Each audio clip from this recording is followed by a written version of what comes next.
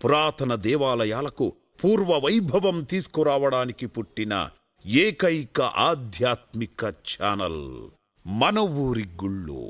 Subscribe చేసుకోండి, share చేయండి, like చేయండి, కామెంట్ చేయండి.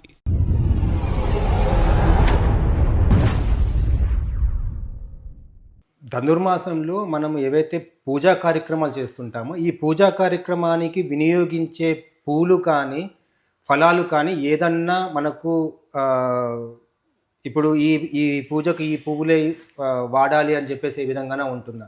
ఎందుకంటే ధనుర్మాసంలో ఎక్కువగా మనము తులసి మాలలు చూస్తున్నాము. ఆ విధంగా దీనికి ప్రత్యేకత ఏంటి? అదే ఇప్పుడు మీరు చెప్పిందే సమాధానం, ప్రశ్న సమాధానం కూడా అదే. అంటే ధనుర్మాసంలో హేమంత ఋతువు అంటాం దీన్ని. ఋతువులలో హేమంత ఋతువు. ఋతువులలో చక్కటి పూలు పోవడం, ముఖ్యంగా తులసి బాగా వికసించేటువంటి కాలం ఇది. అందులో శ్రీ మహావిష్ణువు ఆరాధించేటువంటి కాలం. శ్రీ మహావిష్ణువుకు అత్యంత ప్రీతికరమైనటువంటి పత్రం ఏది? తులసి. కాబట్టి తులసి మాలలతో విష్ణు పూజ ఎవరైతే చేస్తారో, సాలగ్రాములకు ఎవరైతే పూజ చేస్తారో శ్రీ విష్ణువుకు అనుగ్రహం తప్పకుండా పొందుతారని చెప్పి అన్యాపదేశంగా చెప్పడము ఈ విష్ణు చిత్తుల వారి యొక్క ఉద్దేశము ద్వారా గోదాదేవి యొక్క ఉద్దేశం కూడా. ఆమెను తులసి మాలలో అల్వడం నేర్పుతూనే కృష్ణ యొక్క భక్తిని కథలను నేర్పిండు. కాబట్టి ఆ గోదాదేవి ఒకసారి తండ్రికి తెలియకుండా, తండ్రికి ఈ విషయం తెలియదు, జనరల్ రోజు ఆమె చేస్తూ ఉంటుంది సాధారణంగా, కానీ ఈ విషయం తండ్రికి తెలియదు. తర్వాత తెలుస్తుంది. ఏం చేస్తుంది ఆమె? ఆ పూలమాలను అల్లి, తులసి మాలను అల్లి తన మెడలో వేసుకొని అద్దంలో చూసుకునేదట. సహజంగా గోదాదేవి సౌందర్యవతి. అయితే తాను ఆరాధించేటువంటి ఆ కృష్ణుడికి, ఆ రంగనాథుడికి ఈ మాలలు అలంకరింపజేస్తే చక్కగా ఉంటాయా ఉండయా అని చూసి ఆ తృప్తి పడిన తర్వాతనే అవి తిరిగి మెడలోంచి తీసి ఆ పూల సజ్జలో పెట్టి నాన్నగారితోని గుడికి పంపించేదట గోదాదేవి.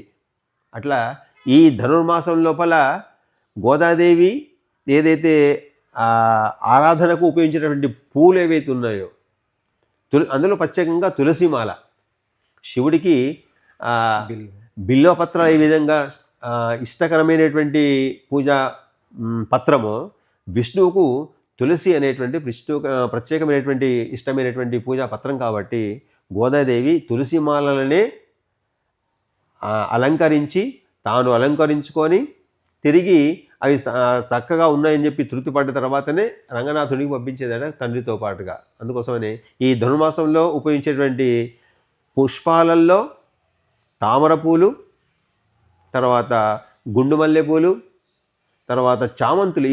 ఈ కాలంలో బాగా విరిసేటువంటి పుష్పాలు ఏంటి? చామంతులు, తర్వాత తులసిమ. ఇవి ప్రత్యేకంగా ధనుర్మాసంలో ఉపయోగించేటువంటి పూజా పుష్పాలు. అందులో ఈ పూజా పుష్పాలు ఏవి ఉన్నా గోదాదేవి చెప్పేటువంటి మనకు ఒక గొప్ప ఉద్దేశం ఏంటిది అంటే, లక్ష్యం ఏంటిది అంటే భక్తి, జ్ఞాన, వైరాగ్యాలు. ఈ పత్రం ఎట్లా ఉన్నా, పుష్పాలు ఎట్లా ఉన్నా, పూజకు ఉపయోగించేటువంటి సామాగ్రి ఎలా ఉన్నా, మనలో పరమాత్ముని పట్ల భక్తి, మనం చేసేటువంటి పూజ పట్ల విశ్వాసము, భగవంతుని పట్ల విశ్వాసము, తర్వాత వైరాగ్యం. వైరాగ్యం అంటే ఏంటిది? అన్నీ వదిలిపెట్టడం కాదు, విశేషమైనటువంటి రాగము అంటే ప్రేమ, దాన్ని వైరాగ్యం అంటాం. భగవంతుని పట్ల విశేషమైనటువంటి రాగం అంటే నీవే తల్లివి, నీవే తండ్రివి, నీవే గురువు అనేటువంటి అంకిత భావంతో. తర్వాత ప్రపత్తి అంటాం, దాన్నే శరణాగతి అంటాం. నాకు నీవు తప్ప ఇంకా వేరేది అవసరం లేదు అనేటువంటి ప్రపత్తితో ఎవరైతే పుష్పాలను సమర్పిస్తారో, తులసిని సమర్పిస్తారో, అప్పుడు భగవంతుని యొక్క అనుగ్రహం పొందడానికి అవకాశం ఉంటుంది. అది ధనుర్మాసంలో ఉపయోగించేటువంటి పత్రం, పుష్పం, ఫలం, తోయం. గురువుగారు, ఆండాల్ అమ్మవారు ఎవరు? ఆ అమ్మవారికి ధనుర్మాసానికి ఉన్న సంబంధం ఏంటి? ఆండాళ్ గోదాదేవి, ఇవి దాదాపుగా పర్యాయ పదాలు. విల్లుపుత్తూరులో విశ్వజితుల వారికి లభించినటువంటి, తులసివనంలో లభించినటువంటి ఆ గోదాదేవి భూదేవి అంశ లభించిందో అమ్మాయికి గోదాదేవి, కోదై అని చెప్పి పేరు పెట్టుకున్నారు. ఆమెనే ఆండాళ్ళు అని కూడా మనం వ్యవహారంలో పిలుస్తూ ఉంటాం. ధనుర్మాసంలో ఆలయంలో జరిగే ప్రత్యేక పూజా విధానాలు ఏ విధంగా ఉంటుంది? ప్రత్యేకమైన పూజా విధానాలలో అమ్మవారు చెప్పినట్టుగానే నాట్కాలే నీరాడి తెల్లవారుజామునే నిద్రలేవడము, చక్కగా అభ్యంగన స్నానం చేయడము, తర్వాత పూజా ద్రవ్యాలు తీసుకొని అర్చనకు కేవలం తాను ఒంటరిగా పోవడం కాదు, తనందరితో పాటుగా తన మిగతా వాళ్ళందరినీ కూడా తీసుకొని వెళ్ళడము ఈ అర్చనలో ప్రత్యేకమైనటువంటి విధానం. అయితే ఈ అర్చనలో సాధారణంగా నిత్య భగవదారాధన అనేది ఆరాధన చేసుకోవడం, ఇంకా ప్రత్యేకంగా అభిషేకాలు చేసుకోవడం, తర్వాత ఈ కృష్ణుడికి సంబంధించినటువంటి మాసం కాబట్టి కృష్ణుని యొక్క అష్టోత్తర శతనామాలు కానీ, సహస్రనామార్చన కానీ, తర్వాత గోదాదేవికి సంబంధించినటువంటి అష్టోత్తర శతనామార్చనలు చేయడం విశేషమైనటువంటి పూజా కార్యక్రమం. ఇంకొకటి, ధనుర్మాసంలో ఏవైనా దానం చేయడం ముఖ్యము అని చెప్పి చెప్తుంటారు. అంటే ఎలాంటి దానాలు చేస్తే గనక మనకు మంచిది? శ్రేష్టమైనటువంటి వస్తువులను దానం చేయాలి. శ్రేష్టమైనటువంటి వస్తువులు ఏంటి? ఇతరులకు అవి ఉపయోగపడాలి, నిత్య జీవితంలో వాళ్ళకు ఉపయోగపడాలి. అందులో బంగారము, వెండి లాంటి విలువైనటువంటి వజ్రాలు, మణులు లాంటి వస్తువులను దానం చేయడం, ఇంకా అన్నిటికంటే మించి అన్నదానం చేయడం. ఇప్పుడు మనకు ఈ ధనుర్మాసం అంతా కూడా కృష్ణుడికి, ఆ రంగనాథుడికి, గోదాదేవి చేసినటువంటి వ్రతంలో అన్నప్రసాదం అరిగింపు చేస్తుంది, పొంగలి. అందులో రైతులకు కొత్తగా పంట వచ్చేటువంటి కాలం ఇది, సంక్రాంతి కాలం అంతా, ఈ నవంబర్, డిసెంబర్, జనవరి అంతా కూడా కొత్తగా పంట వచ్చేటువంటి ధాన్యం వచ్చేటువంటి కాలం. అట్లా భగవంతునికి ఆ కొత్త ధాన్యాన్ని పొంగలిగా తయారు చేసి నివేదన చేసి దాన్ని ప్రసాదంగా తీసుకోవడం అనేది ప్రత్యేకమైనటువంటి విధానం. ధనుర్మాసంలో మొదటి రోజు నుండి 30వ రోజు వరకు, అంటే ఈ గోదాదేవి అమ్మవారికి కానీ, ఆండాళ్ళ అమ్మవారికి కానీ, అంటే ఒక్కొక్క రోజుకు ఒక్కొక్క ప్రత్యేకత ఉంటుంది కదా, ఆ విధంగా ఏమైనా చెప్పగలుగుతారా? ఎస్. అయితే ఈ 30 రోజులలో ఆమె 30 పాశురాలు ఏదైతే అనుసంధానం చేసిందో, భగవంతునికి సమర్పించిందో, దాంట్లో మొదటి 5 రోజులు ఏవైతే ఉన్నాయో, మొదటి 5 పాశురాలు అంటాం. ఇది ధనుర్మాస వ్రతానికి సంబంధించినట్టు ఉపోద్ఘాతము. ఉపోద్ఘాతం అంటే ఏంటిది? మనము ఏమి చేయాలి, ఏమి చేయకూడదు, ఎప్పుడు లేవాలి, ఏమేం చేయాలి అనే నియమాలన్నీ కూడా చెప్పుకున్నటువంటి విషయం అంతా కూడా మొదటి 5 రోజులది. ఇక 6వ రోజు నుంచి 15వ రోజు వరకు, ఈ 10 రోజులంతా కూడా తన స్నేహితులందరూ కూడా మేల్కొలుపుతుంది. ఆ వ్రతానికి వెళ్ళడానికి కోసం అందరినీ సంసిద్ధులు చేస్తుంది గోదాదేవి. అంటే ఏంటిది? ఇక్కడ కేవలం తాను మాత్రమే, అయ్యో ఆమె వండుకుంది కదా, పోలీలే పడుకొని నాకేంటి, నేనైతే వెళ్తున్నాను అని చెప్పేటువంటి సార్థంతో కాకుండా, నేను వెళ్తున్నాను, నాతో పాటుగా అందరూ రావాలి, ఎందుకంటే నిన్న మనకు కృష్ణుడు మాట ఇచ్చాడు కదా, అందరినీ తీసుకొని నమ్మన్నాడు కదా, మనకు అవసరమైన సహాయ సహకారాలు చేస్తున్నాడు కదా అనే ఉద్దేశంతో 10 మంది గోపికలు, 10 అంటే ఇక్కడ కేవలం సంఖ్య 10 అని కాదు, 10 అంటేనే సంపూర్ణమైనటువంటి, అంటే ఒకటి పక్కన పూర్ణ సంఖ్య వచ్చింది అంటే అది సమస్తమైనటువంటి వాళ్ళు, తనకు అభిమానులంతా కూడా అని చెప్పి దాంట్లో ఉంటుంది. అసంఖ్యేయ అని వస్తుంది అక్కడ. సో అటువంటి వాళ్ళందరినీ కూడా పిలుచుకొని ఆ వ్రతంలో, నియమంలో పాల్గొనేలా చేసింది గోదాదేవి 6 నుంచి 15వ రోజు వరకు. అందులో ఇంకా మన వైష్ణవ సంప్రదాయంలో మనకు ఆళ్వారాదులు అంటాం. 12 ఎంతమంది ఆళ్వారాదులు? 12 మంది. 12 మంది ఆళ్వారాదులలో పెరియాళ్వారు అని ఒకరున్నారు. ఎవరు పెరియాళ్వారు అంటే ఈ గోదాదేవి యొక్క తండ్రే. ఆయనకు పెరియా అంటే శ్రేష్టమైనటువంటి 12 మంది ఆళ్వారాదులలో కూడా అతను చాలా శ్రేష్టమైనటువంటి వాడు అని ఆయనకి పేరు. అంటే ఆయనకు ఉన్నటువంటి ఆ రంగనాథుని పట్ల ఆ భక్తి భావము ఏదైతే ఉందో అది ఆయనకు చేసినటువంటి కర్మలను బట్టి ఆయనకు ఆ పేరు పెట్టిండు పెరియాళ్ళవారు అని. అతని కంటే కూడా ఈమె చాలా గొప్పదని చెప్పారు. ఇంకా అంటే తండ్రి ద్వారా ఆ అలవాట్లన్నీ కూడా పుణికిపుచ్చుకొని కృష్ణుని పట్ల అనురక్తిని పెంచుకున్నటువంటిది కాబట్టి ఈ పన్నిద్దరాళ్ళవార్లలో ఈ వీళ్ళు వదిలిపెట్టి తండ్రి కూతుళ్ళు వదిలిపెట్టేస్తే మిగతా 10 మంది ఉన్నారు కదా, ఈ 10 మందిని కూడా లేపడము ఉద్దేశం అని చెప్పి 6వ పాశురం నుంచి 15వ పాశురం వరకు ఉండేటువంటి ఈ 10 పాశురాలలో తాను స్నేహితురాండను భావిస్తున్నటువంటిది ఇక్కడ మనకు వైష్ణవ సంప్రదాయం లోపల ఉన్నటువంటి ఆళ్వారాధులను కూడా ఆ భగవంతుని యొక్క ఆరాధనకు ఉపక్రమింపజేయడమే ఉద్దేశము. ఇకపోతే 16 నుంచి నాయఘనాయన అని వస్తుంది. నాయఘనాయన నందగోపురుడయ్యా అని చెప్పి వస్తుంది. 16 నుంచి 20 పాశురం వరకు అంతా కూడా కృష్ణుని యొక్క భవనం లోపల కాపలాగా ఉండేటువంటి వాళ్ళు ఎవరైతే ఉన్నారో ద్వారపాలకులు, వాళ్ళను మొట్టమొదటి అనుగ్రహం తీసుకోవాలి. ఇది ఒక ప్రోటోకాల్. 16 నుంచి 20 దాకా వచ్చేటువంటి పాశురాలు 5 పాశురాలలో ఫస్ట్ ద్వారపాలకు అనుగ్రహం పొందడం కోసం వాళ్ళ అనుమతి తీసుకోవడం, తర్వాత ద్వారపాలకుల నుంచి అనుమతి తీసుకున్న తర్వాత వాళ్ళ అనుగ్రహం పొందిన తర్వాత లోపలికి వెళ్ళిన తర్వాత డైరెక్ట్గా కృష్ణుడు లేపడం కాదు, కృష్ణుడితో పాటుగా పడుకున్నటువంటి నీలాదేవిని లేపడం.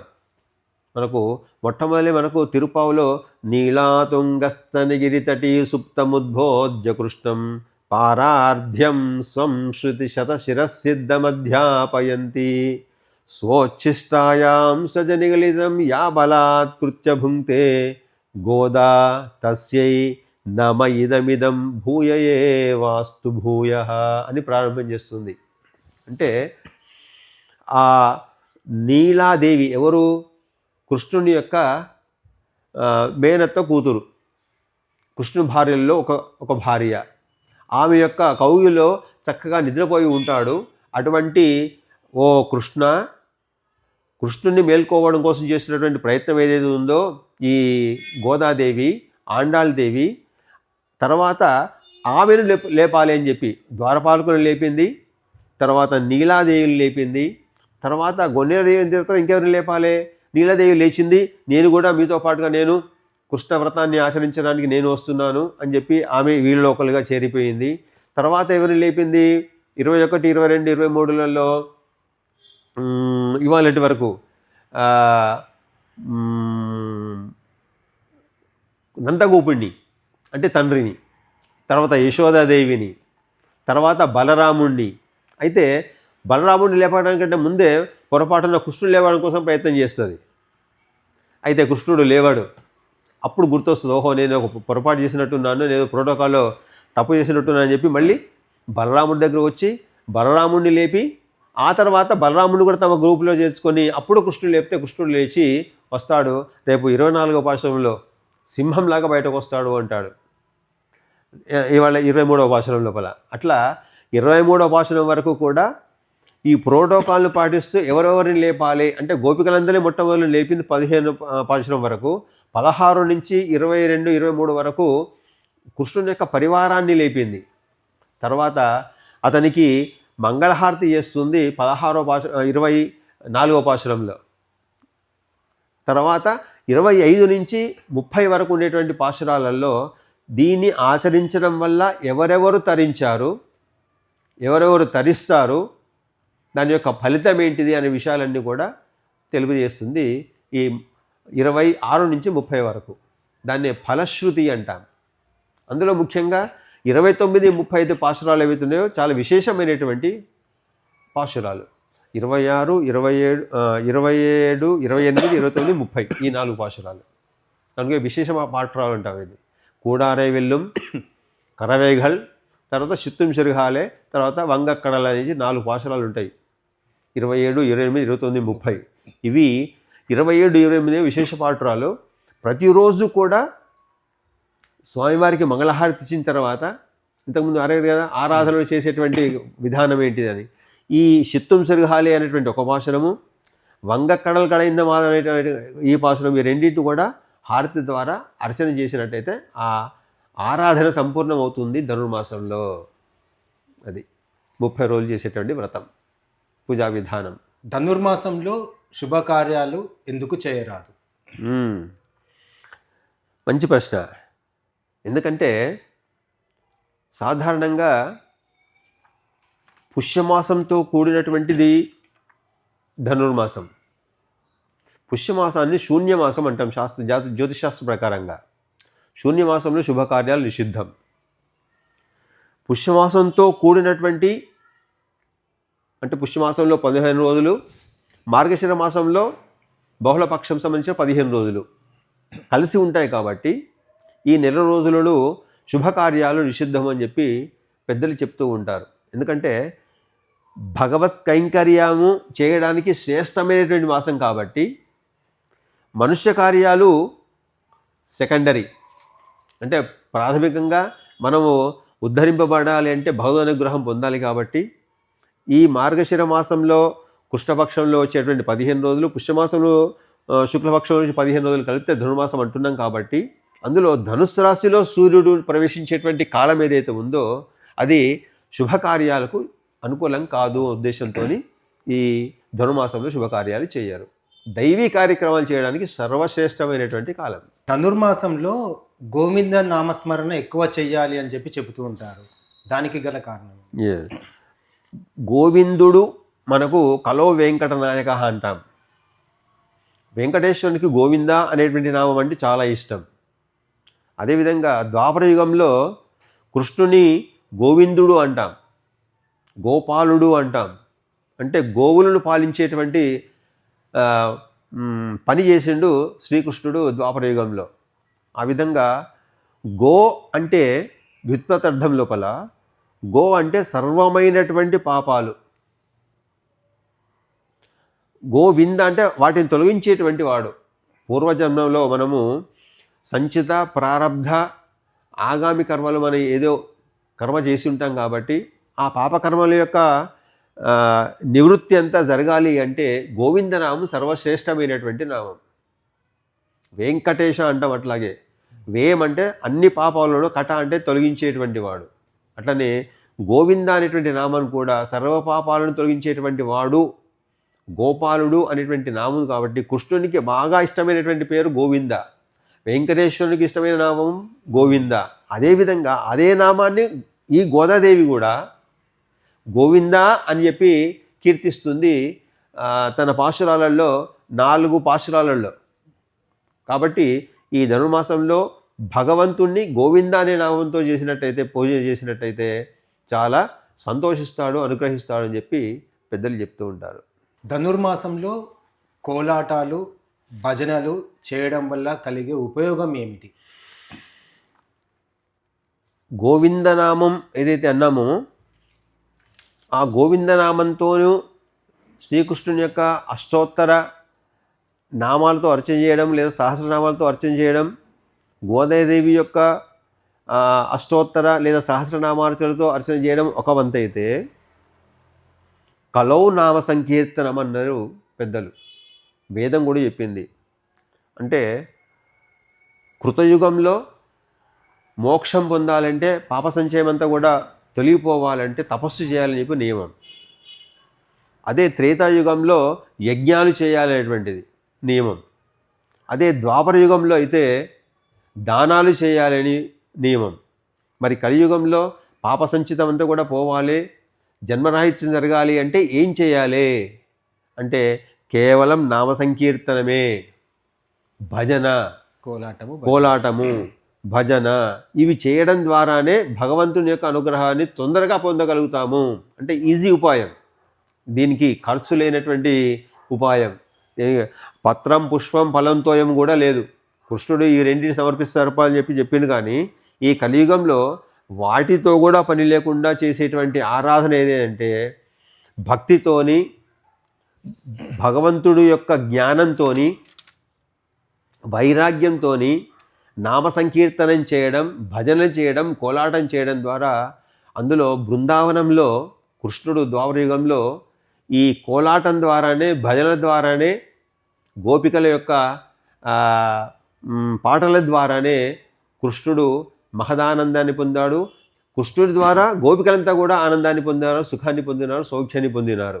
కాబట్టి ఈ ధనుర్మాసంలో పూజా కార్యక్రమంలో భాగంగా భజన అనేది, కోలాటం అనేది మనకు ప్రత్యేకమైనటువంటి ఒక అంశం.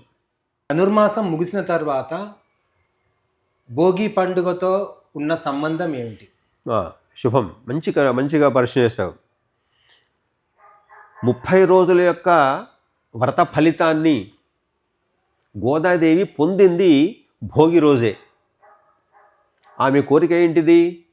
రంగనాథుణ్ణి పెళ్లి చేసుకోవాలి అని. శ్రీకృష్ణ అంశ అయినటువంటి, అంటే రంగనాథుడి యొక్క అంశ శ్రీకృష్ణుడు. అంటే రంగనాథుడు అంటే ఎవరు? శ్రీరాముడు అర్చించినటువంటి ఆరాధన, పెరుమాళ్ళు దేవుడు. సో ఈయన రోజు విష్ణుచిత్తుడు ఆరాధించేటువంటి దేవుడు ఎవరు? శ్రీరంగంలో శ్రీరంగనాథుడే. రోజు తాను సమర్పించేటువంటి పూలమాలలు ఎవరికి? రంగనాథునికే. తాను వరించింది కూడా ఎవరిని? రంగనాథుణ్ణి. సరే, ఆరాధన చేసింది కృష్ణుడైనా కానీ, ఎందుకు ద్వాపరయుగంలో కృష్ణుడు కాత్యాయని వ్రతం చేస్తే అనుగ్రహిస్తాడు అనే విషయాన్ని తెలిసింది, పొందింది కాబట్టి ఆ విధంగా కాత్యాయని వ్రతం చేసి రంగనాథుని యొక్క అనుగ్రహాన్ని పొందింది. రంగనాథుడే స్వయంగా విష్ణుచిత్తుల వారి కల్లో కల్పించి, నేను మీ కుమార్తె అయినటువంటి గోదాదేవి వివాహం చేసుకోవడానికి అంగీకారం తెలుపుతున్నానని చెప్పాడు స్వయంగా. అట్లా ఈ భోగి రోజున గోదాదేవి రంగనాథుడిని వివాహం ఆడింది. అంటే అర్చాస్వరూపమైనటువంటి రంగనాథుడు వైకుంఠం నుంచి స్వయంగా వచ్చి భూలోకానికి వచ్చి గోదాదేవిని పరిణయమాడి ఆమెను తనలో లీనం చేసుకున్నటువంటి రోజు భోగి అంటాం. అందుకోసం ఈ భోగి అంటే సకలమైనటువంటి భోగాలను పొందగలిగినటువంటి రోజు. అంటే ఈ 29 రోజులు ఏదైతే మనం వ్రతం ఆచరించామో, నియమనిష్టలతోని భగవంతుణ్ణి ఆరాధించామో, ఆ ఆరాధన యొక్క ఫలితం ఏదయ్యా, ఏ రోజు మనకు లభిస్తుంది అంటే ఈ భోగి రోజు మనకు లభిస్తుంది. అందుకోసమే భోగికి తర్వాత ఈ ధనుస్ మాసం సంబంధించినటువంటి వ్రతానికి ఒక అవినాభావ సంబంధం ఉంది. గోదా కళ్యాణం ద్వారా ఈ ధనుర్మాస వ్రతాన్ని పూర్తి చేసుకుంటాం, పరిపూర్ణం చేసుకుంటాం మనం. సో భోగి రోజే మనము లోకమంతా కూడా దాదాపుగా కొంతమంది 23వ రోజు నుంచే ప్రారంభం చేస్తారు వారి యొక్క సౌకర్యాన్ని బట్టి. కానీ భోగి రోజే కళ్యాణం చేయడం, రంగనాథుల యొక్క కళ్యాణం చేయడం విశేషం. ఆ రోజే రంగనాథుడు స్వయంగా వచ్చి భూలోకానికి వచ్చి రంగ వైభవంగా ఈ గోదాదేవిని వివాహమాడి తనలో ఐక్యం చేసుకుంటున్నాడు గోదాదేవిని. అందుకోసమే దీన్ని ఫలశ్రుతి అంటాం. అంటే మనం ఏదైతే వ్రతం చేసామో దాని యొక్క ఫలాన్ని వినిపించేటువంటి రోజు భోగి. అందుకోసమే భోగి అంటాం దాన్ని. అందుకే వేరే పేరు లేదు. సంక్రాంతికి వచ్చి ఒక రోజు ముందు వచ్చినటువంటి పండగనే సంక్రాంతి సాధారణంగా 3 రోజులు చేసుకుంటాం మనం. సంక్రాంతికి ఒక రోజు ముందు భోగి అని, సంక్రాంతి అని, ఆ రోజే సూర్యుడు మకర రాశిలో ప్రవేశిస్తాడు. ఆ రకంగా పుణ్యకాలం అంటాం దాని. అక్కడి నుంచి ఉత్తరాయణ కాలం అంటాం. ఆ ఉత్తరాయణ కాలంలో ప్రవేశించడం నుంచి తర్వాత తెల్లవారి కనుమ అంటాం. ఈ 3 రోజులు చేసేటువంటి కార్యక్రమాల్లో భోగితో ప్రారంభమవుతుంది మన సంక్రాంతి. అంటే భోగాలను, సౌఖ్యాలను, శాంతిని ప్రపంచానికి కేవలం మనకే కాదు, ఎవరైతే లోకా సమస్త సుఖినో భవంతు అనేటువంటి లక్ష్యంతో, ఉద్దేశంతో, ఇప్పుడు అర్చకులు ఉన్నారు. అర్చకులు చేసేటువంటి పని ఏంటిది? లోకా సమస్త సుఖినో భవంతు అనడమే, సర్వే జనా సుఖినో భవంతు అనడమే తప్ప ఆయన నాకు ఇది కావాలని చెప్పి ఎప్పుడు అర్చకుడు కోరడు. ఆ విధంగా లోకా సమస్త సుఖినో భవంతు అనేటువంటి కోరికతో చేసేటువంటి ఏదైతే వ్రతం ఇది కాబట్టి, అర్చకుల ద్వారా మనమంతా కూడా ఈ కార్యక్రమంలో పాల్గొంటాం కాబట్టి, వ్రతంలో పాల్గొంటాం కాబట్టి, ఈ కళ్యాణోత్సవంలో పాల్గొంటాం కాబట్టి లోకమంతా కూడా భోగ భాగ్యాలతో, సుఖ సంపదలతో ఉంటుంది అనే ఉద్దేశంతో దీనికి భోగి అంటాము. ఈ ధనుర్మాసానికి ఒక ప్రత్యేకమైనటువంటి రోజు. ధన్యవాదాలు గురువు గారు. చూశారు కదా, ఇది మా ధనుర్మాసం యొక్క ప్రత్యేకత.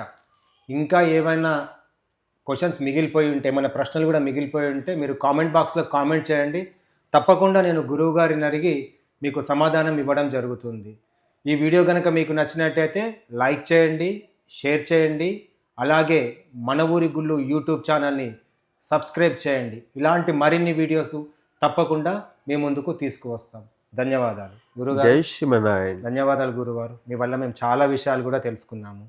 మీకు ఇంకే సమాధానాలు కావాలన్నా, ఇంకే సందేహాలు ఉన్నా కానీ తప్పకుండా నేను తెలియజేసే ప్రయత్నం చేస్తాం. చూస్తున్నారు కదా, ఇంకా ఏమున్నా కానీ గురువు గారు తప్పకుండా తెలియచేస్తారు.